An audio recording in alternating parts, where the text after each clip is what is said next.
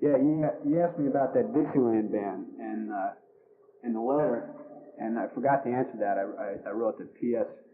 on the back of your envelope, But it was kind of a weird situation because, like they had the big Spiderbeck Festival down here for 3 days, and I had gone, I think, one afternoon last year when they had it, and I'm not really crazy about Dixieland, but then again, I've never really listened to it, I've never been exposed to it that much, so I decided, okay, I have an opportunity here to go down and hear a lot of good music, I can afford it, and so I'm going to do it. So I went down, and the first morning I went down pretty early, and I was walking along. They had a lot of streets blocked off, in downtown Davenport, and I was walking around. The sun was just coming up. It was going to be a beautiful day, hot, like 90-degree weather, but very clear and sunny and really nice. And a lot of merchants had their goods out in the street, and there was people selling all different kinds of art and everything. And there was a flatbed truck, and there was this band setting up, And the night before in the newspaper, I'd read about this group, Max Collie's Rhythm Aces. And the paper said that they looked more like a rock and roll band than a Dixieland band. That these guys had come over from England, So this has got to be these guys, because they were all dressed, like I used to dress, or I still do dress in my casual moments, blue jeans, and long shoulder-length hair, and beards and stuff, And most of these Dixieland bands were really, playing it up to the hilt with the candy striped shirts and the red pants and the, straw hats and junk. And, I was watching these guys, and, they got an old beat-up drum set and stuff, and, but when they kicked off, God, it was such a magnetism, The communication with this band was just unbelievable. It's really, just amazing. It really freaked me out. So, I saw a lot of the other bands. I had heard about this one group called Bill Allred's band. They were from Florida. And Bill Allred was originally from Davenport. But I heard all kinds of good things about them, how great they were. And so right after I saw Max Collie, I went out on one of the riverboats and watched Bill Allred. And they were just a drag, real disappointment. And so I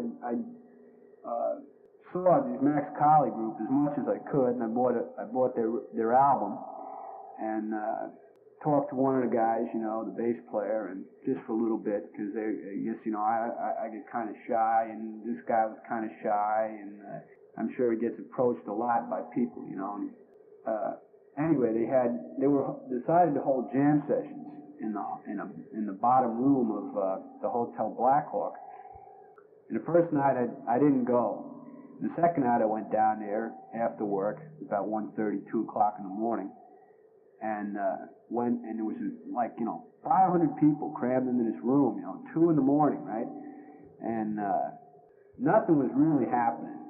The band that was playing was kind of screwed up, and they weren't really too good. But I had spoken to my friend Craig Dove, who plays bass across the river, and I told him we agreed to meet there after we each got off work. So he got off work at 2 in the morning, and he drove over, and we met, and we sat around, we drank a beer, and we were just about to go, and all of a sudden, in comes the bass player and Max Collie himself, and the clarinet player was already there, and their banjo player came in, And so I went over to this kid that had been playing tuba, and I said, "Hey, who's playing drums, man?" And he says, "Nobody. Why don't you, just sit down?" So I was nervous as shit, because I never played, Dixieland before. I heard it, and it's not, I don't know. But anyway, I sat down, and I tuned the drums up a little bit, and it was kind of neat. On the snare drum, there was a golden plaque built right in the side of the snare drum, and it said that the drum had been custom made for Louis Bellson, by Bob Grosso, who was a drum manufacturer, right?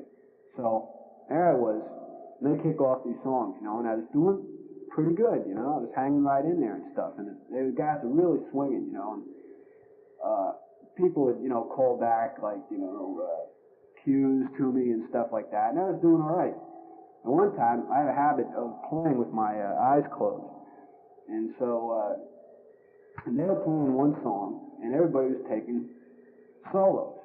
So I'm playing to have my eyes closed. And I looked up, and everybody mentioned something about the drums, and everybody was pointing to me. So I had decided, before I even sat down at the drums, that, you know, I wasn't going to push for solos.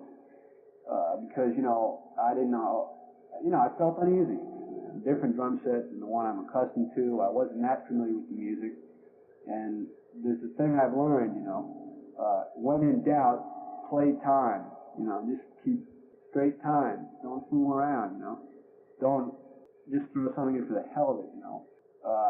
But anyway, these guys all started looking around, and I thought for sure that they wanted drum solo. So I thought, okay, what the hell, you know.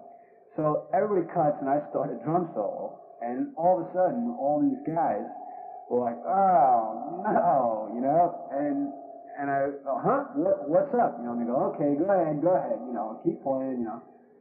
So after that, I felt really bad, and as I think back, I think what happened was that they wanted everybody to stop, and it was just going to be a trombone thing from Max Collie, you know.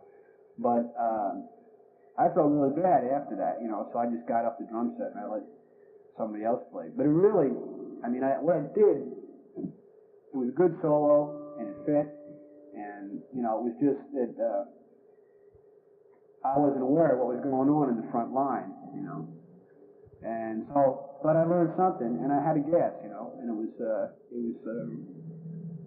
a lot of fun playing with those guys.